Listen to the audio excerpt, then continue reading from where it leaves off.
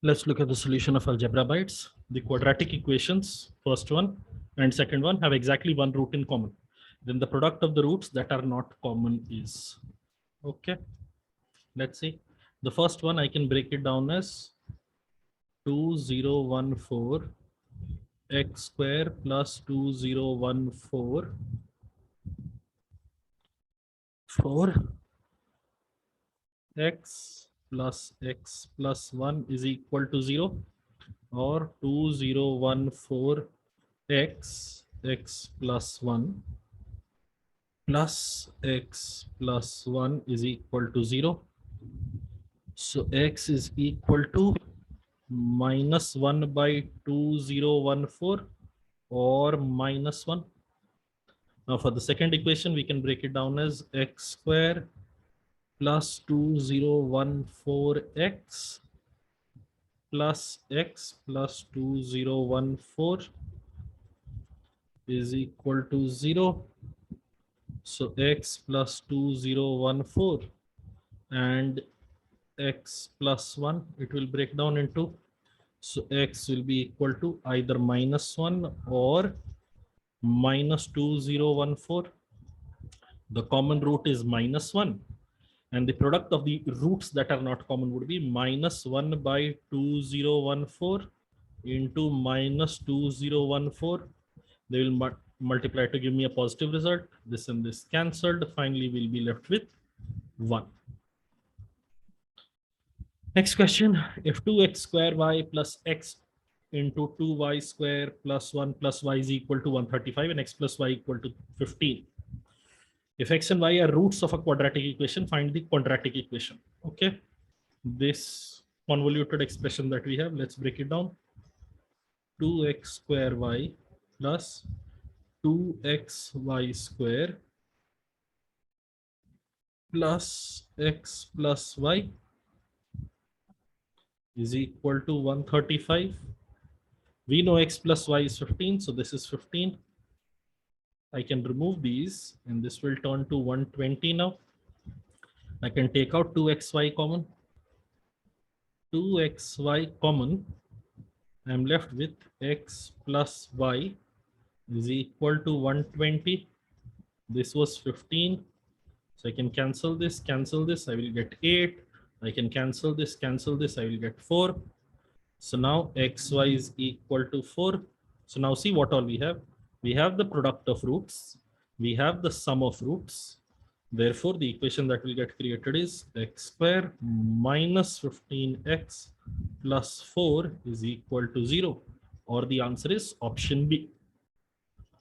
Next, let P and Q be the roots of the equation x minus a, x minus b is equal to c, where c is not equal to 0. Then roots of the equation x minus p and x minus q plus c are. Okay. So this is a very, you can solve it very smartly or you can solve it in a more technical way. First, I'll solve it in a technical way and then see. Let's open this up. We'll get x square minus ax minus bx. So minus a plus bx plus ab minus c is equal to 0. So p plus q is equal to a plus b, the two roots, and product of two roots is equal to ab minus c. Let's break that down here.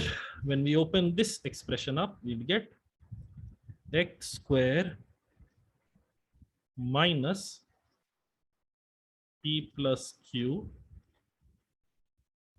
minus p plus q x plus pq plus c is equal to 0. Simply replace what p plus q and pq are. So we'd get x square minus a plus b x plus ab minus c plus c will cancel and we'd get this. Now can you see the two roots will be a and b themselves. Product of roots is ab, sum of roots is a plus b. So answer has to be option A. Now this is the technical way of doing it. The smart way of doing this, they told me C was not equal to 0. So let C be a very, very, very minuscule value. Let C be a very, very minuscule value, in which case the first expression turns to x minus A, x minus B is equal to 0.000000, infinite zeros followed by a tiny little one sometime later. And when you're looking at the second expression, can you see this C is effectively equal to 0 only? This C is effectively equal to 0 only. You're again getting x minus p and x minus q equal to 0. Equation wise, there is no difference. So what are the roots?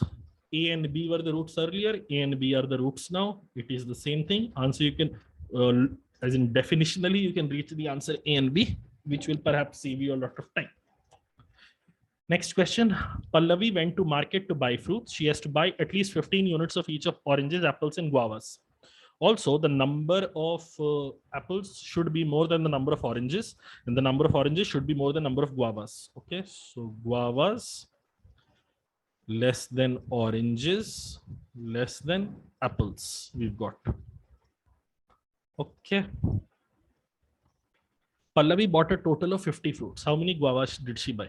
Okay, she had to buy 15 fruits of each variant. So let 15 fruits of each variant be bought. Now what we are left with is G plus OR plus A has to be equal to 5 out of 50. 45 fruits are already accommodated. Now see, the fun thing in this question is the fact that this is theta would mean there is just one unique answer possible. Can you make one case where G is smaller than OR is smaller than A? Yes, the smallest case I can think of is 0, 1, 4. And as soon as I have arrived at one possible value of G, after the initial 15, you're giving it 0. So how many guavas did she buy? 15. Answer is done. You don't have to check any further because this is a theta question. But in case you want to do it entirely, or if there were options present, can you see either it will be 0 or it will be 1. If this is 1, orange has to be at least 2. If orange is at least 2, apples have to be at least 3, in which case their summation will exceed 5, which means you cannot even have guavas going up till 1, which would mean guavas have to remain at 0. So after the initial 15 that guavas get, we are not buying any more guavas. The answer to the question has to necessarily be 15. Next question, for what real values of x do the equations x plus y plus x by y is equal to half and x plus y into x by y is equal to minus half hold true? Okay. The good thing here is we have options available. Simply work with options. Don't do anything fancy. The first is x plus y plus x by y. Okay. This is equal to half and x plus y into x by y is equal to minus half. Let's check option A. X equal to minus 1, y equal to minus 2. I would get minus 3 plus half, which is not equal to half. So option A is cancelled. Option B, x is minus 1, y is minus 1 by 4. So minus 5 by 4 plus x by y.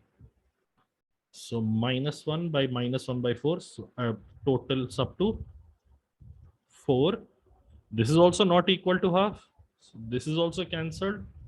Now see, minus 1 by 4 and minus 1 by 4. Both of them are identical. So essentially, we have turned x by y equal to 1. So minus 1 by 4 and minus 1 by 4 gives me minus half plus 1. Yes, this is indeed equal to half. So it fulfills the first criteria. Let's go to the second part.